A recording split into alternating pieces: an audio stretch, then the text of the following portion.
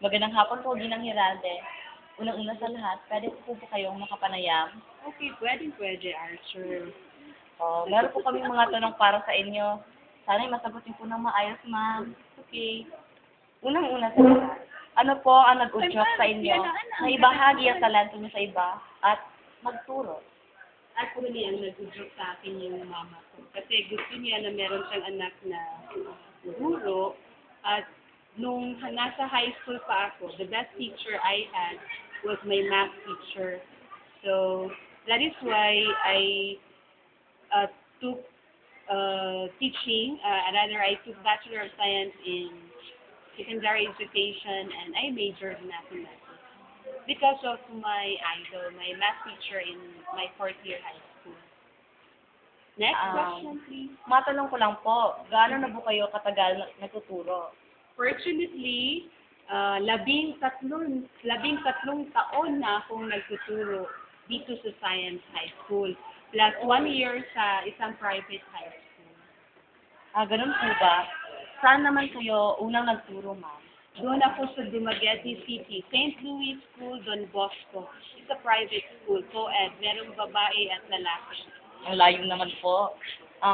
Kailan naman kayo nakarating dito sa, eskwelahan natin? It was 1995.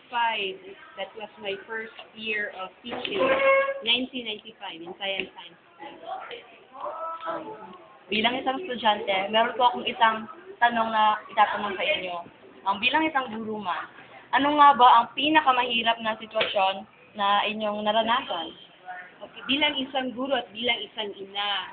Kasi I have to prioritize both my profession, my vocation as a teacher, and as a mother.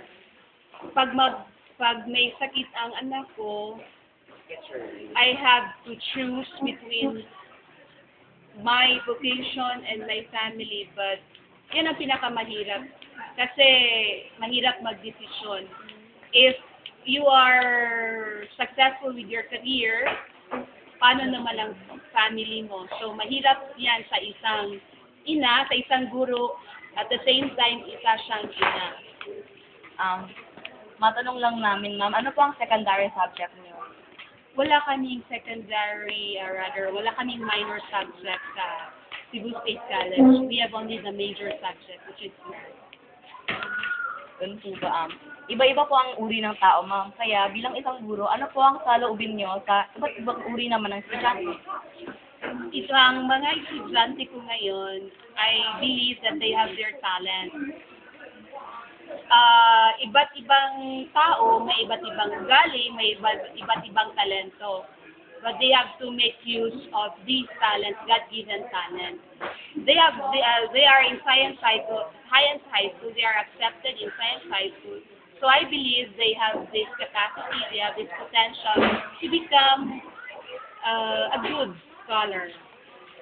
Ganun po ba, ma'am? Bilang panalahat, ano po ang inyong pinaka-hindi malilimutan na karanasan bilang guro? It was the year 1997. I can remember the surname